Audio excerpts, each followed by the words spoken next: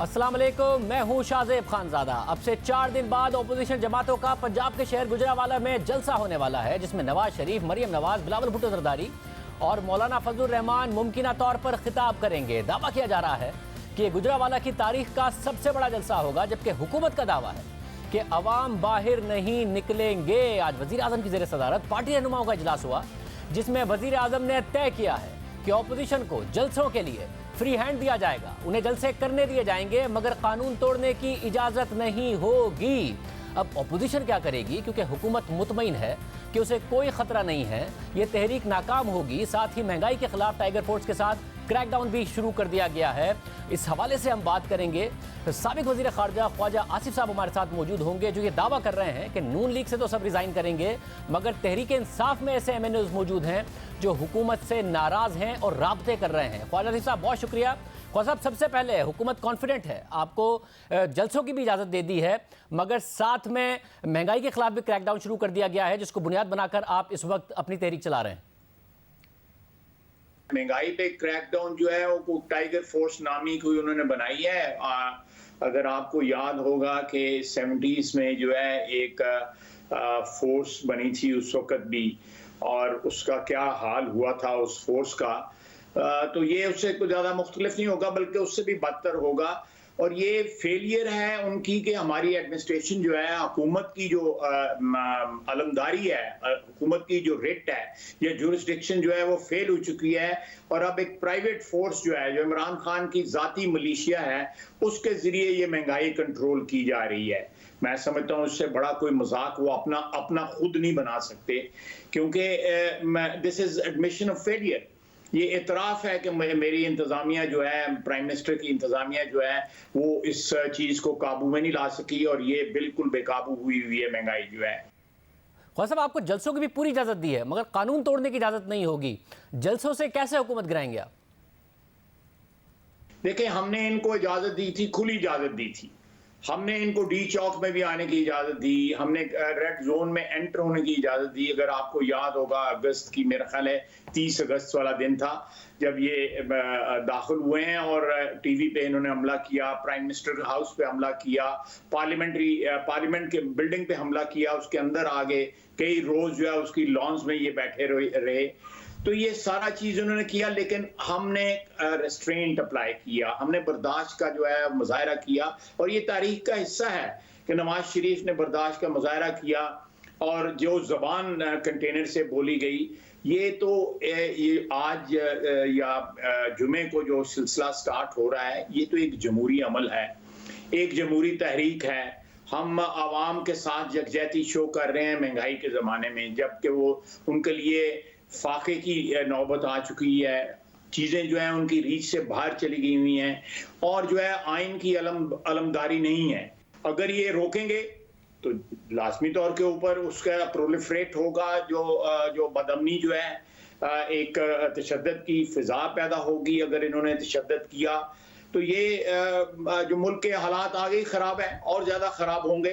लेकिन हम हर किस्म के कॉन्सिक्वेंस के लिए शाहजेब बिल्कुल नताइज के लिए जो है तैयार हैं। 2 साल हमने जो है मुकाबला किया है, अल्लाह के फजल से डट के मुकाबला किया है, और आइंदा भी इंशाअल्लाह ताला इनके इस हुकूमत के खात्मे तक, ये जाली हुकूमत जो है इसके खात्मे तक जो है हम ये जदोजहद जारी रखेंगे। अगर खात्मा होगा कैसे? आपका 2 चीज़ों पर एतमाद है कि लोग बाहर निकलेंगे, हुकूमत का कॉन्फिडेंस है कि लोग आपके साथ नहीं निकलेंगे, आपका कॉन्फिडेंस है कि लोग आपके कहने पर रिजाइन करेंगे, हुकूमत का कॉन्फिडेंस है कि नहीं करेंगे, और वो ये कह रहे हैं कि कुछ MPs तो आपके पहले ही हमने कोई कोशिश भी नहीं की और आपको छोड़कर चले गए हैं, बाकी लोग भी इस्तीफा नहीं देंगे जब वक्त आएगा। मैं एक जो है वो एग्जांपल आपको देता हूँ। ये जो 4 या 5 लोटे हुए हैं हमारे MPA जो है, ये पिछले 8-10 महीने से 1 साल से ये जो है इनकी वफादारियां मशकूक हो चुकी हैं। ये कोई नई बात नहीं है, लेकिन आपने उसका रिएक्शन देखना है शाहजेब। इस किस्म का रिएक्शन जो है जनरल मुशर्रफ के शुरू के दिनों में लोटे हुए, पैट्रियट बनी, PMLQ बनी, लेकिन इस किस्म का रिएक्शन जो है ना अवाम से नजर आया और ना उनके कुलीग से नजर आया। ये रिएक्शन जो है इस बात की अलामत है कि जो है हमारा जो पॉलिटिकल माहौल जो है या हमारी पॉलिटिक्स जो है वो मैच्योर हो चुकी है, और ये वफादारियां तब्दील करना ये बदनामी का बायस है, ये घटिया हरकत है।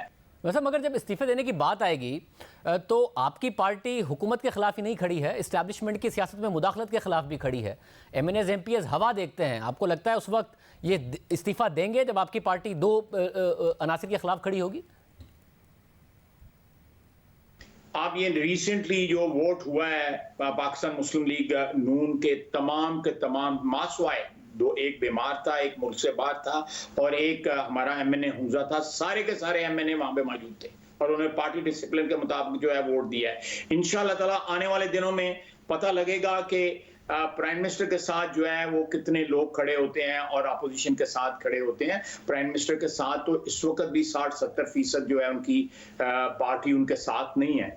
सर नहीं, अभी आपने फवाद चौधरी साहब को भी एक ट्वीट में जवाब देते हुए कहा कि PTI के एक वजीर ने लंदन कॉल की, 11-12 MNAs कहा कि उनके साथ खड़े हैं। मगर जब अंसार अब्बासी साहब ने ये स्टोरी की थी, जिसमें ज़ाहिर आपका भी हवाला दिया गया था, तो आपने उस वक्त तो डिनाई किया था इस सारी की सारी बात को। मुझे अंसार अब्बास साहब वाली बात जो है कतई तौर पे इल्म नहीं है। मैं माजरत चाहता हूँ जो है कि उन्होंने अपने सुना है, उन्होंने अपने कॉलम में लिखा है, लेकिन मुझे अगर मेरी कोई याददाश्त खराब हुई है तो मैं उसकी भी माजरत खा हूँ, लेकिन मेरी कोई ऐसी बात नहीं हुई। ये आज से कोई 1.5-2 महीने कबल जो है ये फ़ोन लंदन गया था और जिसने भी फ़ोन किया था उसने कहा था कि 10-12 MNA और भी साथ हैं। लेकिन मैं आपको हकीकत बताता हूँ कि PTI के लोग जो हैं असेंबली के इजलास के दौरान मुसलसल हमारे साथ राब्ते में रहते हैं। इस वक्त जो कैबिनेट में लोग बैठे हुए हैं वो हमारे साथ राब्ते में हैं और कैबिनेट के लोगों ने जो अंदर की दास्तानें हमें बताते हैं कि जिस तरह काबीना के अंदर जो है एक चापलूसी, एक खुशामद, जिसमें जो पढ़े लिखे फॉरेन एजुकेटेड जो मेंबर्स हैं काबीना के, वो सबसे आगे हैं, सबसे आगे हैं। वो एक साथ जिन्होंने मेरे खिलाफ जो आर्टिकल 6 की प्रेस कॉन्फ्रेंस की थी, वो सुना है सबसे ज्यादा खुशामद में और चापलूसी में और मक्खन लगाने में। देखें ये शायद मैं थोड़ा सा ये हमारी जो सियासी बरादरी की सफ़ों में ये लोग जो है ना, जो वफादारियां बदलते हैं हर दौर में, कभी मुशर्रफ के साथ, कभी पीपल्स पार्टी के साथ, कभी PMLN के साथ, कभी PMLQ, ये दरवाजे जब तक बंद नहीं होंगे हमारा पॉलिटिकल कल्चर जो है वो इम्प्रूव नहीं होगा। और हमने ये तहैया किया हुआ है, ये दरवाजे बंद करेंगे इंशाअल्लाह ताला इन लोगों के ऊपर। ये किराए के लोग जो हैं, जो अपना ज़मीर बेचते हैं। आप काबीना के अंदर, मैं अब नाम क्या लूँ, मैं काबीना के अंदर जो लोग हैं जिन्होंने 6-6 पार्टियां, 4-4 पार्टी बदली हुई हैं, मुशर्रफ के साथ भी थे, उससे पहले पीपल्स पार्टी के साथ थे, फिर उसके बाद जो है PMLQ के साथ हुए, फिर PTI के साथ हुए। मुझे नहीं समझ आती कि इनका या तो ज़मीर नाम की उनमें चीज़ कोई नहीं है, या उनका ज़मीर जो है वो सो गया हुआ है, वो उनको कोई मलामत नहीं करता, या उनके घर वाले या अहले ख़ानदान, उनकी जो बरादरी है या उनके इर्द गिर्द के लोग उनको कहते नहीं है कि यार तुम क्या हो, कल तुम फलां की तारीफ कर रहे थे, आज फलां की तारीफ कर रहे थे, कल जिसकी तारीफ कर रहे थे आज उसको गाली दे रहे हो, जिसको आज गाली दे रहे हो कल उसकी तारीफ कर रहे हो। ये किस किस्म के लोग हैं? ये कौन सी मखलूक है जो सियासत में आ गई हुई है? और साहब ये मखलूक जब कल आपकी पार्टी में आएगी तो मियाँ साहब ने इन्हें ले लेना है और इनकी तरफ से जब तारीफ करेंगे ये, तो मियाँ साहब को अच्छी भी बहुत लगनी है। जनरल मुशर्रफ के बहुत से साथी ले लिए थे उन्होंने, अभी भी आपकी पार्टी में। मैं बिल्कुल आप दुरुस्त कह रहे हैं, मैं बिल्कुल दुरुस्त कह रहे हैं। इसमें हमारी भी कंट्रीब्यूशन है शाहजेब, कि हमने इन लोगों को जो है जाए पनाह जो है प्रोवाइड किया है, माजी में प्रोवाइड किया है। लेकिन इंशाल्लाह ताला वी हैव बर्न्ट आवर हमारे जो भी तजर्बात थे माजी के, उससे कुछ हमने सीखा ज़रूर है और वो माजी में भी हम इम्प्रूव हुए और ज़्यादा इम्प्रूव होंगे। लेकिन मैं आपको हल्फिया कहता हूँ कि मैं आपके ज़रिए कि मैं ज़रूर इस बात को रेजिस्ट करूँगा कि जो लोग वफादारियाँ तब्दील करते हैं उन लोगों की सियासी जमातों की सफ़ों में कोई जगह नहीं होगी। ख्वाजा साहब, जब आपने लेने नहीं है तो ये वज़ीर आज़म को क्यों छोड़ेंगे, जबकि नज़र आ रहा है कि इस वक्त इदारे भी इस वक्त वज़ीर आज़म के साथ और हुकूमत के साथ खड़े हैं, तो वज़ीर आज़म की पार्टी से लोग टूटेंगे या आपकी पार्टी से लोग टूटेंगे? देखें, मैं ये बात जो है, अब जो माजी का हमारा जो तारीख हमारी रही है, उसमें किसी हद तक ये बात जो है ना आपकी जो है ना वो किसी हद तक जो है वो ये माजी में होता रहा है और अब भी इसके होने का खदशा है। मैं थोड़ा सा अगर आप मुझे 1-1.5-2 मिनट दें तो आज 12 अक्टूबर है शाहजेब। आज के दिन जो है पाकिस्तान का आइन जो है एस्टेब्लिशमेंट ने जो है, या एक एस्टेब्लिशमेंट नहीं कहूँगा कि एक पर्सनल ग्रीड एक आदमी की जो है उसने पाकिस्तान का आइन चौथी मरतबा तोड़ा। अयूब खान से लेके याया खान से ज़ियाउल हक और उसके बाद मुशर्रफ ने। तो ये जब तक ये रीत ख़त्म नहीं होगी कि आप अपने पर्सनल मोटिव्स के लिए, पर्सनल ग्रीड के लिए, अपने ओहदे के को बचाने के लिए, अपने पावर जो इक़्तिदार जो है उसको तूल देने के लिए आप आइन को पामाल करते हैं, फिर सियासी पार्टियां तोड़ते हैं। एक ही स्क्रिप्ट है। अब 58 में ले लें, कन्वेंशन लीग बनी, उसके बाद याया खान आए, याया खान के ज़माने में पाकिस्तान टूट गया और उसके बाद जो है ज़ियाउल हक आए, उन्होंने मजलिस शूरा बनाई, हम उसका हिस्सा थे, मैंने माजरत की हुई है, असेंबली के फ्लोर पे माजरत की हुई है उसका हिस्सा बनने के नाते से। उसके बाद मुशर्रफ आए, उन्होंने PMLQ बनाई, पेट्रियट बनाई, सब को तोड़े। ये हमारी बरादरी जो है अपनी उससे बरी जिम्मा नहीं हो सकती जो हमने वफादारियां तब्दील की और अपनी वफादारियां जो है बेची। लेकिन उसके साथ साथ ये 4 अशखास जिनका मैंने नाम लिया है, अयूब खान, याया खान, ज़ियाउल हक और मुशर्रफ जो है, इनको भी तारीख बरिज़िम्मा नहीं कर सकती। तारीख इनको भी कटहरे में लेके आएगी कि इन लोगों ने इस मुल्क के साथ जो है अपने ज़ाती मफादात को प्रोटेक्ट करने के लिए जो है इस मुल्क के आइन के साथ और मुल्क के साथ क्या किया है। मतलब आपने 4 अशखास का नाम लिया, मगर मियां नवाज शरीफ तो जो इस वक्त इस्टेब्लिशमेंट है उसको भी कटहरे में लाना चाहते हैं, नाम ले रहे हैं, मगर इस वक्त जो इस्टेब्लिशमेंट है वो ये कह रहे हैं कि हम जमहूरी हुकूमत को आइन के तहत सपोर्ट करते रहेंगे, हम सियासत में मुदाखलत नहीं करना चाहते, मगर आप चाहते हैं कि सपोर्ट हटे हुकूमत से। देखें, अगर ये बात है, मैं आपकी बात तस्लीम कर लेता हूँ। तो ये सारे जो कंपोनेंट्स हैं मैंने आपको पावर स्ट्रक्चर के जो गिनवाए हैं, बैठ जाएं, बैठ के बात करें। ये मुल्क जो है महाजराई का, जो महाजराई जो है 2018 के इलेक्शन के रिजल्ट्स के बाद से और उसके बाद जो इस मुल्क का 2 साल में हाल हुआ है उसकी वजह से महाजराई है। अवाम जो है गली में, मोहल्लों में, छोटे शहरों में, गाँव में वो गंदम, आटा, चीनी, आप सब्जियां ले लें, बिजली ले लें, गैस ले लें, लोगों की जो है पहुंच से हर चीज दूर हो गई है। अगर वो इनको सपोर्ट कर रहे हैं, एस्टेब्लिशमेंट जो है वो इनको सपोर्ट कर रही है, तो खुदारा जो है ये हालात भी तो दुरुस्त हो ना। फिर हालात कहाँ दुरुस्त हुए हैं? दो साल में हालात जो है बिगड़ गए हैं। मतलब तो ये हुकूमत का फेलियर है, एक जमहूरी हुकूमत का फेलियर है। आप जमहूरी तरीके से हुकूमत को हटाने की कोशिश करें। एस्टेब्लिशमेंट, क्या आप चाहते हैं एस्टेब्लिशमेंट आपका साथ दे हुकूमत को गिराने में? बिल्कुल, मैं बिल्कुल, देखें, मेरे लिए ये सबसे बड़ा गुनाह होगा कि एस्टेब्लिशमेंट की मदद के साथ जो है हुकूमत गिराई जाए। ये किस्सा खत्म होना चाहिए। हमारे लिए जो है, जो फौज का अदारा भी मोहतरम है, अदलिया का अदारा भी मोहतरम है।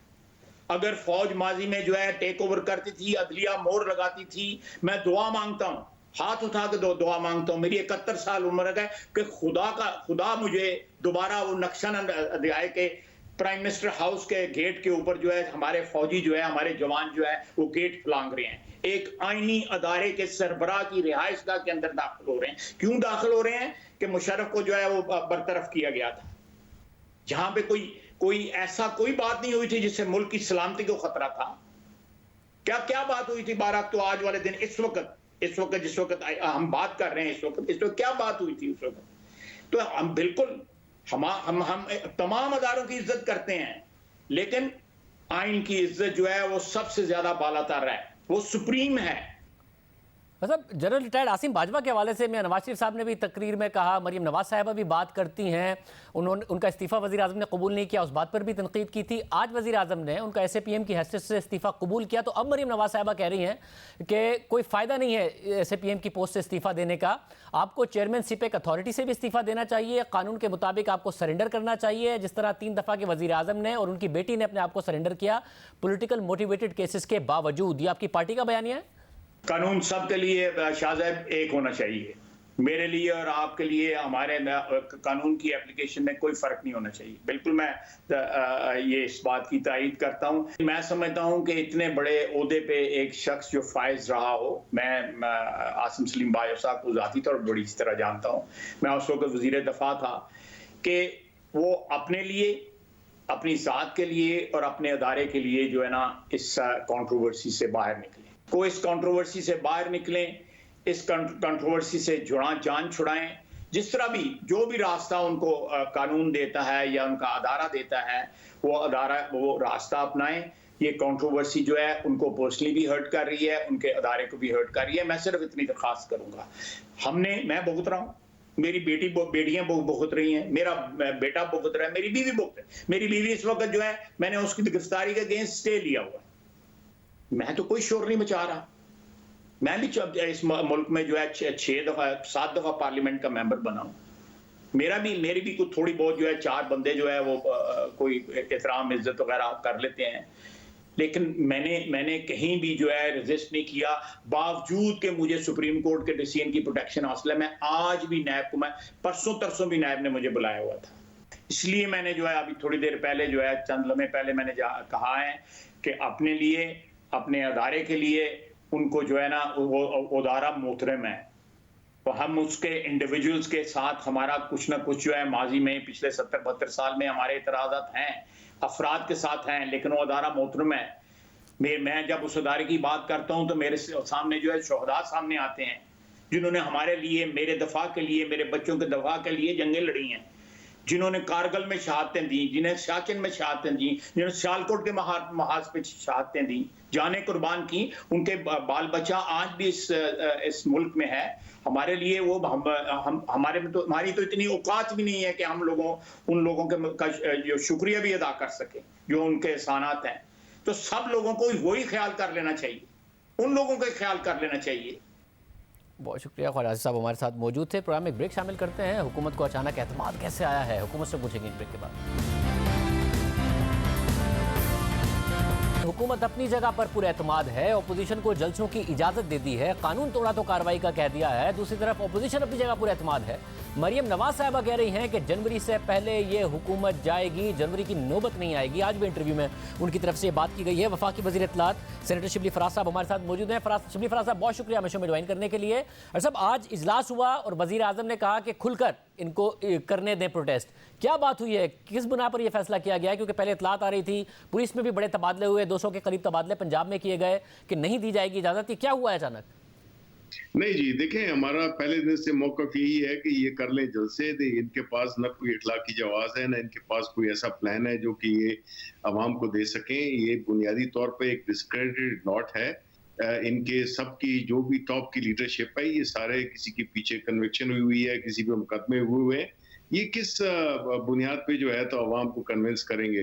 तो हमें कोई परवाह नहीं है और ना हमें कोई ऐसी कोई फिक्र या डर है जिससे कि हम समझें कि ये एक कोई ऐसा वाकया होने वाला है। तो ये करें, बिल्कुल करें, जरा बताएं अवाम को कि क्या है इनके पास। साहब, एक और भी आपका कॉन्फिडेंस है कि अवाम नहीं निकलेंगे? वज़ीर आज़म कह रहे हैं अवाम इनके साथ निकलेंगे नहीं, और अगर अवाम की बड़ी तादाद निकल गई तो, और गुजरावाला से इस बात का आगाज हो गया तो? देखिए, पहली बात तो ये शाहज़ेब कि आपने तारीख गवाह है कि जितने बड़े जलसे हमने किए हैं, पाकिस्तान की तारीख में ऐसे जलसे नहीं हुए। लेकिन इससे जो है ये एक अपने आप को, जो बुनियादी तौर पे अपने आप को ये बंद गली में ले गए हैं और इनको पता नहीं है, बिकॉज हम इस राह से गुजरे हुए हैं और जितने जलसे और जितने प्रोटेस्ट हमने किए हैं वो हमें पता है। ये कोई आसान रास्ता है नहीं और इनके पास कमिटेड लोग हैं नहीं। इनकी न तो कोई नजरिया है, ना इनका कोई प्रोग्राम है। तो हम ये समझते हैं कि ठीक है, कर लें जलसा और इकट्ठे पूरे पाकिस्तान से बुला ले लोग, इनको करने दें, तो हमें कोई इस लिहाज से फिक्र नहीं है। दो चीज़ों को ये बुनियाद बना रहे हैं, एक ज़ाहिर वोट को इज्जत दो का मामला है और दूसरा मामला है महंगाई का, जिसको ये बुनियाद बना रहे हैं, जिसको आपकी हुकूमत भी मानती है, वज़ीर आज़म भी मानते हैं कि हाँ जी महंगाई में हमें नाकामी हुई है, मगर अब इस पर क्रैक डाउन किया जाएगा। टाइगर फोर्स के जरिए कर भी दिया गया है, मगर वज़ीर आज़म ने अप्रैल में भी कहा था कि टाइगर फोर्स को इस्तेमाल करेंगे, किसी को ज़ख़ीरा अंदोज़ी नहीं करने देंगे। फिर मई में दोबारा कहा कि इस्तेमाल करेंगे, ज़ख़ीरा अंदोज़ी नहीं करने देंगे।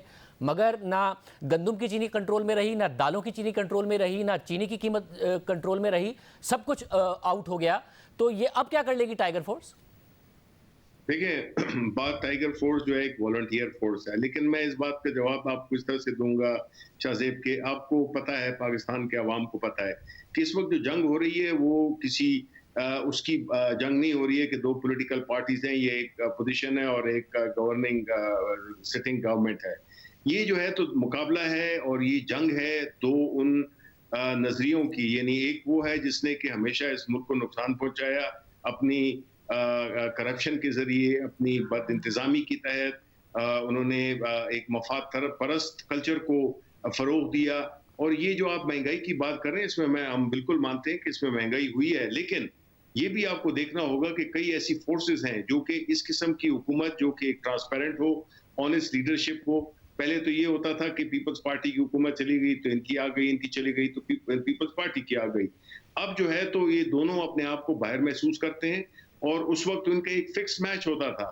अब इनको एक थर्ड पार्टी आ गई है तो वो ये बर्दाश्त नहीं कर सकते, क्योंकि इनको पता है कि पहले तो एक दूसरे को रास्ता देते थे, लेकिन अब रास्ता देने वाला कोई नहीं है। मगर मसला ये है कि ये इनका फिक्स मैच था। आप कह रहे हैं करप्ट भी थे, बदइंतजामी भी थी, मगर चीनी 55 रुपए थी 5 साल, साथ में गंदम की कीमत आधी थी, यहाँ से दूसरी अशिया की कीमतें आधी थी, महंगाई इतनी नहीं थी, फूड इन्फ्लेशन जनवरी में 25% तक भी गई, अब भी 14-15% है। तो ये कैसे करप्ट थे, कैसे बदइंतजामी थी कि बार बार वजीर आजम कहते हैं कि आइंदा नहीं होने दूंगा, फिर दोबारा हो जाता है और महंगाई हो जाती है। नहीं, देखें इस बात का अंदाजा लगाना, देखिए कई इस मुल्क की तारीख में कई वाकयात कई दफा ऐसा हुआ है, मैं जस्टिफाई नहीं कर रहा, इस पे हमने इसको एड्रेस करना है और इंशाल्लाह एड्रेस कर लेंगे। जो मैं बात आपसे कह रहा हूँ कि इसमें बड़े वो लोग भी शामिल हैं जो कि सप्लाई चेन को डिस्टर्ब कर रहे हैं, जो कि शायद इसमें जखीरा अंदोजी, बिकॉज ये जो जिस कुव्वत के साथ हमें जिसका मुकाबला है, तो इसमें तो ये जंग तो है इंशाल्लाह, बिकॉज हम हक पे खड़े हैं, इनको हम शिकस्त देंगे। ये जितनी भी साजिशें कर लें। मगर शबीर फराज साहब, जैसे चीनी का मसला आपके पहले साल से पैदा हो गया, 40% जो चीनी प्रोड्यूस करते हैं पाकिस्तान में वो तो आपकी पार्टी में है, जहांगीर तरीन साहब, खुसरो खानदान, तो कौन जखीरा अंदोजी कर रहा है? 40% प्रोड्यूस करने वाले तो आप लोगों के साथ रहे पहले साल से, उस वक्त तरीन साहब भी साथ थे। देखें, लेकिन इमरान खान की तो ना कोई शुगर मिल्स है, लेकिन शहबाज शरीफ, नवाज शरीफ और जरदारी की हैं शुगर मिल्स हैं। यही तो मैं कहता हूं, मगर उनका मार्केट शेयर तो इतना लिमिटेड है और उनके जमाने में 55 रुपए की कीमत थी, आपके जमाने में क्यों इतनी बढ़ गई है? 40% आपके यहाँ प्रोड्यूस करते हैं, तो कौन कर रहा है ये? आपने मेरी बात का जवाब खुद ही दे दिया, या अपने सवाल का जवाब खुद ही दे दिया। वो इसलिए कि पहले इनको इन चीजों की फिक्र नहीं थी, ये तो पैसे बना रहे थे। अब जब ये स्पिन पे हाथ पड़ा है तो अब ये जो है तो चीनी को गायब भी कर सकते हैं। इनके पुराने एक तरीकाकार है, ये जो है तो एक बड़े ऑर्गेनाइज किस्म का एक क्रिमिनल गैंग है जो कि हर चीजों को मैनिपुलेट कर सकता है, बिकॉज इस मुल्क का कल्चर ही इन्होंने ऐसा पैदा किया। जिसमें ये कर सकते हैं क्योंकि मगर आप ही की अपनी बनाई हुई जो शुगर कमेटी की रिपोर्ट थी उसने तो ये कहा कि जो लोग हुकूमत में असर रसूख रखते थे वो सब्सिडी ले गए और इस तरीके से शॉर्टेज भी ऐसे पैदा हुई कि एक्सपोर्ट की इजाजत दे दी गई, उसके बाद मार्केट पर चेक नहीं रखा गया। सब्सिडी जहांगीर तरीन साहब और खुसरो खानदान और दूसरे लोग ले गए, ना तो शरीफ खानदान आप लोगों से 3 अरब रुपए की सब्सिडी में से कुछ ले गया, ना जरदारी साहब के दोस्त ले गए। तो ये कैसे हुआ? नहीं, लेकिन 25 अरब की सब्सिडी थी, मेजॉरिटी किसको मिली? जिसको भी मिली। देखें हमारी जब 25 अरब की थी तो चीनी भी 55 की थी, आपसे सब्सिडी भी ले गए, चीनी भी 100 रुपए की है। देखें शाहजेब, लेकिन इस बात को तो आप मानेंगे कि हमने बिला इस बात के, हमें क्या नहीं पता था कि जहांगीर तरीन की फैक्ट्रीज हैं, उसकी शुगर मिल्स हैं, हमें नहीं पता था किसी और की है जो हमारी पार्टी में। उसके बावजूद हमने क्रैक डाउन किया, उसके बावजूद हमने ये रिपोर्ट छाया की। अगर हमने बचाना होता तो हम ये काम शुरू ही नहीं करते। और चीज़ा देखिए, जब आप कोई ऐसे स्टेप्स लेते हैं, जब आपको मुल्क को मुश्किल से निकालना है, ऐसे लोगों के चुंगल से निकालना जिन्होंने कि हमेशा इस मुल्क में एक खास तबके के लिए काम किया, तो वो आसान जंग होती नहीं है।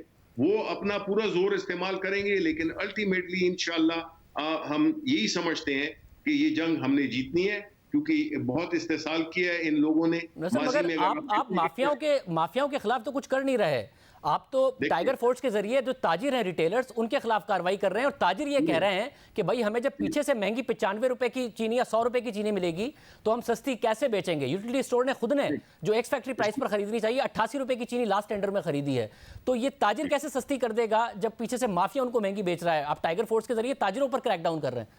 नहीं, देखिए शजीब, जो टाइगर फोर्स का जो मकसद है, ये एक ग्रुप है वॉलंटियर्स का, जो पढ़े लिखे लोग हैं। ये कोई आम वर्कर्स लोग नहीं है जो जिसे कि आप कहें कि ये कोई किसी पार्टी का एक वो विंग है जो कि एक्टिवेट हो गया है। ये पढ़े लिखे वॉलंटियर्स हैं जो कि कोऑर्डिनेट करेंगे कि अगर कहीं पे उनको नजर आए कि किसी ने जखीरा अंदोजी की हुई है, कोई अगर अपनी, होता यही है कि आप एक दुकान में अगर 100 रुपए की मिल रही है, दूसरी दुकान में 110 रुपए की मिल रही है, तो ये वेरी करता है। कुछ लोग इससे फायदा उठाते हैं, कुछ दुकानदार। अब देखिए ना, रोजों में क्या होता है, रोजों में चीजें क्यों महंगी हो जाती हैं? इसलिए बिकॉज लोग ज्यादा मुनाफा कमाना चाहते हैं। मगर शिबली साहब, ये क्या एतराफ नहीं है हुकूमत का अपने फेलियर का कि हम इंतजामी तौर पर कुछ कर नहीं सकते, इसलिए आप विजिलेंटिज्म को प्रमोट कर रहे हैं? जिस तरीके से ये टाइगर फोर्स को इस्तेमाल किया जा रहा है, इंतजामिया के जरिए हुकूमत को अपनी रिट इन्फोर्स करनी चाहिए, ना कि अपनी एक पॉलिटिकल फोर्स के जरिए। नहीं, देखें, ये जो है ना, हमारे मुल्क में चूंकि वॉलंटियर्स का कल्चर रहा नहीं है, ये पहली दफा है कि पाकिस्तान में एक वॉलंटियरिज्म का कल्चर पैदा किया जा रहा है, जिसमें कि बुनियादी तौर पे वो इसका एक अपने जो डिस्ट्रिक्ट मैनेजमेंट है उसको वो उनके साथ कोऑर्डिनेशन करेंगे कि अगर कहीं पे कोई चीज नजर आ रही है, कोई ज्यादा नजर आ रही है, कोई महंगा बेच रहा है, तो उसको जो है तो वो रिपोर्ट करेंगे। और उनके पास न कोई इंतजामी पावर्स हैं, ना उनके पास कोई डंडे हैं, ना उनके पास कोई, ये वॉलंटियर्स हैं, पढ़े लिखे लोग हैं, इसमें डॉक्टर्स भी शामिल हैं, इसमें और टीचर्स भी शामिल हैं, इस किस्म के लोग। मगर चीज़ें कानून के तहत चलती हैं। मैं सिर्फ ये जानना चाह रहा हूँ शिबली फराज साहब कि फिर जो विजिलेंटिज्म है उससे नज़र आता है कि लोग अपने हाथ में कानून को लेना भी शुरू कर देते हैं जब उनके हाथ में पॉलिटिकल पावर होता है। चीज़ें कानून के तहत चलती हैं। जैसे आप जब ट्रैफिक का सिग्नल तोड़ेंगे तो जो पुलिस वाला है वो आपका चालान नहीं करेगा, ट्रैफिक पुलिस वाला ही आपका चालान करेगा। ये कानून के तहत चीज़ें हैं कि उसे पता है कि कैसे होगा। ये आप टाइगर फोर्स को, जी, टाइगर फोर्स बिल्कुल ना चालान करेगी, ना वो कोई ऐसे एडमिनिस्ट्रेटिव मेजर्स ले सकेगी, बिकॉज उनके पास मैंडेट नहीं है। ये बुनियादी तौर पे एक वो है जो कि लेट्स से कि अगर आपकी कोई इशू हो जाता है तो आपके ट्रैफिक का, आपकी मिसाल दी, तो लोग ट्रैफिक को रेगुलेट कर सकते हैं वॉलंटरी बेस पे, ये नहीं है कि वो चालान कर सकते हैं। तो ये एक वो है, वॉलंटियर्स का एक ग्रुप है जो कि बेसिकली हुकूमत और एडमिनिस्ट्रेशन के साथ ताउन करेगा कि उनको इंफॉर्मेशन दे, कहीं पे किसी जगह पे अगर कोई वो हो रही है तो वो रिपोर्ट करे अपने डिस्ट्रिक्ट मैनेजमेंट को। साहब मुझे फिर साथ में ये बताइएगा, पहले जब आसिम सलीम बाजवा साहब ने इस्तीफा दिया, वज़ीर आज़म ने कबूल नहीं किया और कहा गया कि वज़ीर आज़म को जो उन्होंने एक्सप्लेनेशन दी है वो उन्होंने कबूल कर लिया और इस्तीफा लेने से मना कर दिया है। आज इस्तीफा कबूल कर लिया, क्या अपोजिशन के प्रेशर में आना शुरू हो गए आप?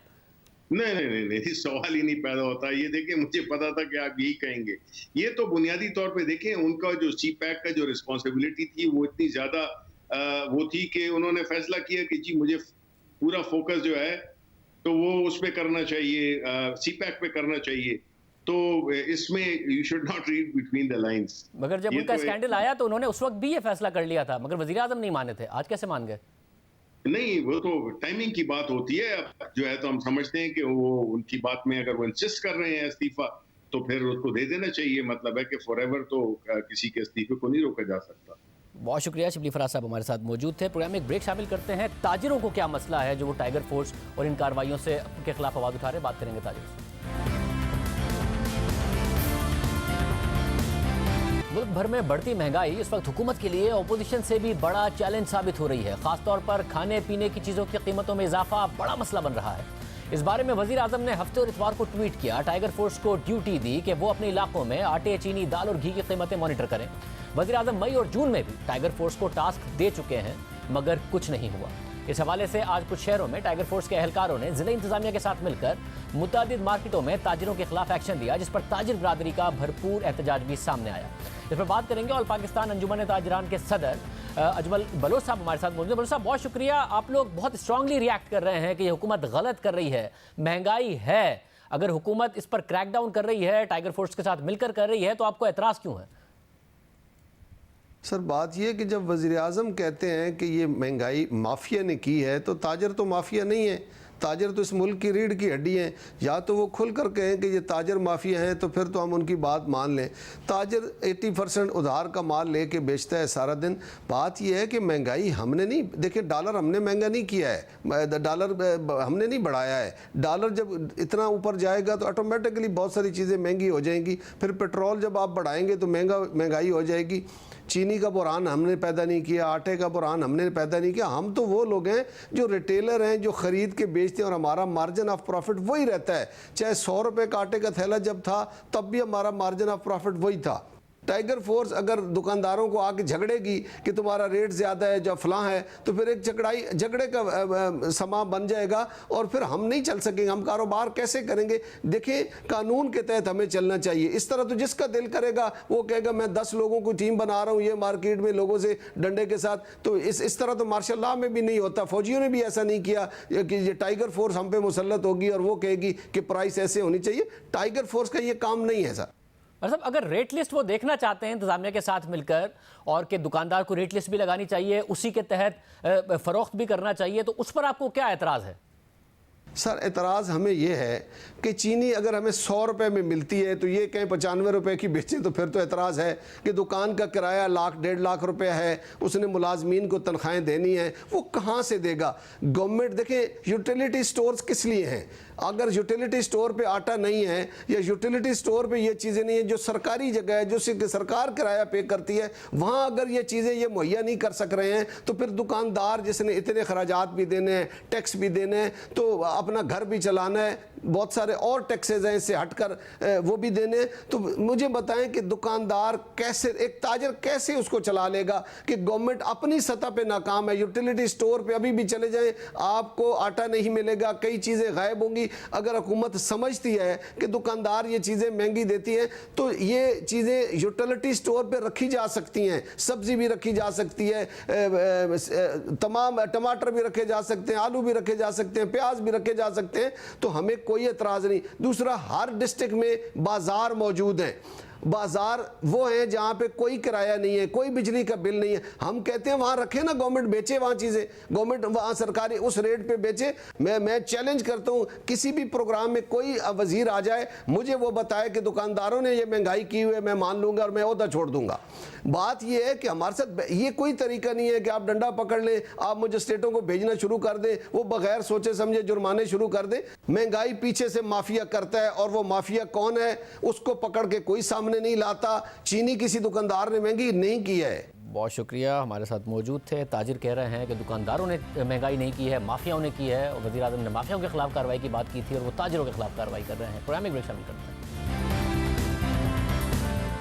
Lahore Sialkot motorway rape case का मरकजी मुलजिम आबिद 33 दिन बाद बिलाखिर पुलिस की गिरफ्त में आ गया। पुलिस के मुताबिक मुलजिम आबिद को फैसलाबाद से गिरफ्तार किया गया। मोटरवे रेप केस के 2 मुलजिमान में से एक मुलजिम शफकत पहले ही जुडिशल रिमांड पर है, मगर मरकजी मुलजिम आबिद मफरूर था। मुलजिम आबिद की गिरफ्तारी के लिए 1 माह से पुलिस छापे मारती रही, मगर मुलजिम मौके से ही फरार हो जाता था। 4 मरतबा ऐसा हुआ, आज फाइनली गिरफ्तार हुआ। कैसे ये गिरफ्तारी अमल में आई? नुमाइंदा जियो न्यूज़ अहमद फराज हमारे साथ मौजूद हैं। अहमद फराज, कैसे ये गिरफ्तारी अमल में आई है? जी बिल्कुल जी, ये 27 घंटे इसकी जो है वो रैकी की गई है और लाहौर पुलिस के 2 DSPs थे, एक हुसैन हैदर और अली भट्ट। इनको ये इन्फॉर्मेशन थी क्योंकि इन्होंने इसकी बीवी को काफ़ी रोज़ पहले छोड़ दिया था और उसको इसका मोबाइल भी दे दिया हुआ था और उसको कहा था कि जब भी आबिद मल्लिक का फ़ोन आए वो उसको सुने। लिहाजा वो पिछले कई घंटे से उसको फ़ोन आ रहे थे आबिद मल्लिक के, जिसके बाद 27 घंटे तक इन दोनों DSPs ने अपने जवानों के साथ वहाँ पर एक कामयाब ऑपरेशन के साथ उस जगह को, उस घर को घेरे में लिया हुआ था तांदियावाला में। और जब आबिद मल्ली वहाँ घर के अंदर पहुँचे तो उन्होंने बड़े ही हिकमत अमली के ज़रिए उस घर के करीब आकर उसको जो है उसको गिरफ़्तार किया है। उसको गिरफ़्तार करके अब उसको फैसलाबाद पहुँचा दिया गया है। ये इसका जो वाक़या था ये 9 सितंबर को पेश आया था और तकरीबन 33 दिन के बाद ये मोस्ट वांटेड पुलिस जो मुलजिम था, पाकिस्तान का मोस्ट वांटेड मुलजिम आबिद मल्ली गिरफ़्तार हुआ है और ये बहुत बड़ी कामयाबी बताई जा रही है लाहौर पुलिस की स्पेशली। अहमद फराज, बहुत शुक्रिया, याद दीजिए। अल्लाह हाफ़िज़।